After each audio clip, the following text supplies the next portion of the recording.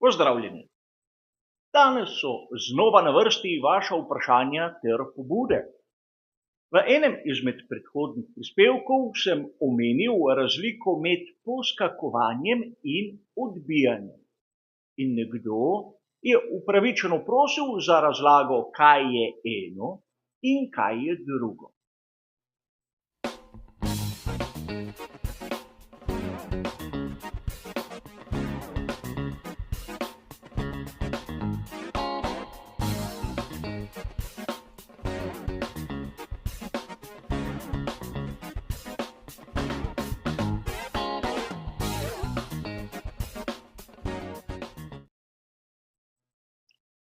Površnemu opazovalcu se bo poskakovanje in odbivanje zdelo ena in ista zadeva.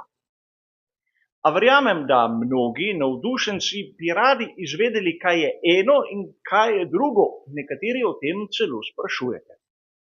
In skušal bom dati neko čim bolj poenostavljeno, čim bolj preprosto razlago, da bomo tudi mi lahko s prostim očesom ločili med prvim in drugim. O poskakovanju je bilo ogromno govora na začetku tega obdobja novih bolidov s stalnim efektom, ampak pojav kot tak je bil prisoten že v tistem predhodnem obdobju iz konca 70. in začetka 80. let. Da bomo bolje razumeli, zakaj gre, si bomo kot običajno pomagali z maketo prav iz tistega prvega obdobja. Tu je Williams F208, s katerim je Keke Rosberg leta 1982 postal svetovni prvak. Bolid s stalnim efektom ima neko značilnost, namreč na dnu lahko vidimo dva Venturijeva kanala, ki sta poenostavljeno različici Venturijeve cevi. Namreč cev nastane, ko pravzaprav asfaltna površina zapre spodnji del. Seveda, Venturijev kanal deluje tako, da praktično zračni tok, ki gre pod dnom, tu v tem delu, ki se zoža, pospeši, da tako dobimo enak pretok volumna zraka iz začetka proti koncu. In Bernoullijeva enačba pravi, da če se zračni tok, dokler je ta linearen, pospeši, se more tlak okrog njega zmanjšati. In tu neko opozorilo. Ne smemo govoriti o podtlaku, kajti podtlak je tisto območje, kjer je leta nižji od atmosferskega, ampak tu deluje vse v tistih pogojih, ki jih lahko imenujemo atmosfera. A to je le malenkost. Seveda, ko deluje talni efekt, je bolid dobesedno prisesan na asfaltno podlago, ker je območje nižjega tlaka nekje na sredini bolida, se tu začne približevati sami asfaltni površini. Vzmetenje samega bolida je pod velikim naporom. V 80. letih so dosegli celo take vrednosti, da so vzmeti in blažilci popuščali zaradi sile, ki je vlekla k sami asfaltni površini. Ampak kot sem že mnogokrat omenil, Bernoullijeva enačba velja samo in edino ob laminarnem zračnem toku. Zdaj si lahko predstavljamo, da če se bolid preveč približa k tlom, ta špranja, ta zožitev, ki je tu na začetku teh dveh Venturijevih kanalov, je enostavno preozka, da bi vsa količina zraka lahko lepo šla skozi. In ker ne more iti lepo skozi, se začne vrtinčiti. Tako prekine tisti laminarni zračni tok. Če se prekine laminarni zračni tok, seveda pride do tega, da talnega efekta več ni. In ker smo imeli prej stisnjene vzmeti in blažilce, leti v trenutku, ko popusti ta sila, se sprostijo in bolid seveda poskoči. In ker bolid, ko poskoči, zviša to špranjo med Venturjevim kanalom in asfaltno površino, se zopet postavi tisto ravnotežje, ki smo ga videli prej. In zato, naprimer, na ravninah vidimo, da bolidi, ukolikor poskakujejo, imajo to seveda v neki ritmični obliki, hitreje kot gre. Višja je frekvenca, dokler v teoriji ne bi dosegli tiste hitrosti, kjer bi bil bolid seveda tik ob kleni.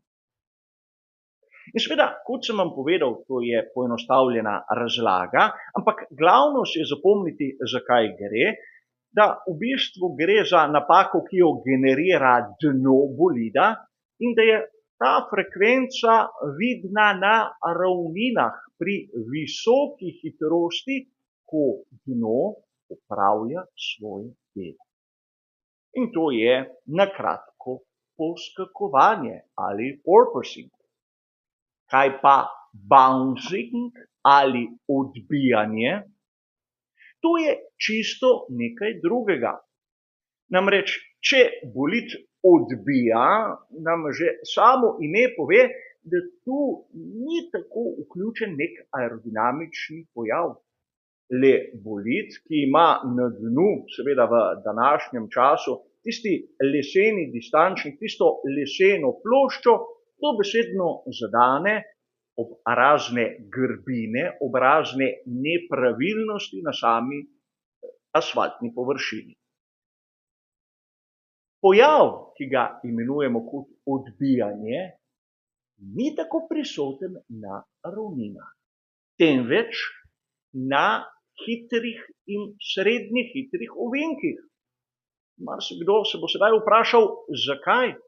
Ker tam običajno asfaltna površina je zgubana. In to zaradi zviranja in pospeševanja bolidov, ki vozijo na progi.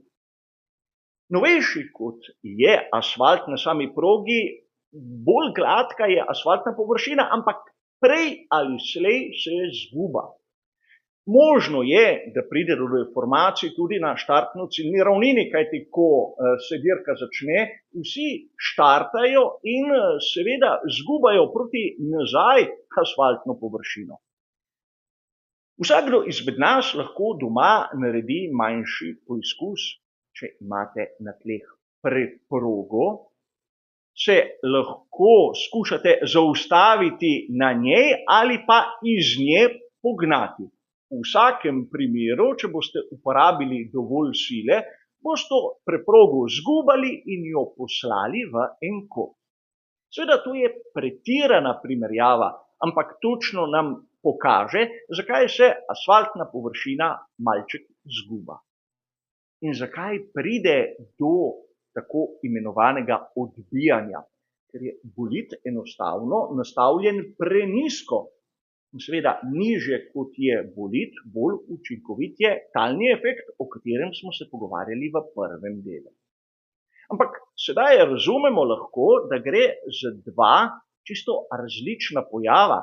Zato imata tudi v angleščini dve popolnoma različni imeni. In tu mi navdušenci lahko takoj razumemo razliko med enim in drugim. Namreč, če je poskakovanje značilno za ravnine in je ritmično, odbijanje vidimo predvsem na ovinkih in tu kakšnega ritma ne moremo zaznati, kvečjemu udarec ali dva.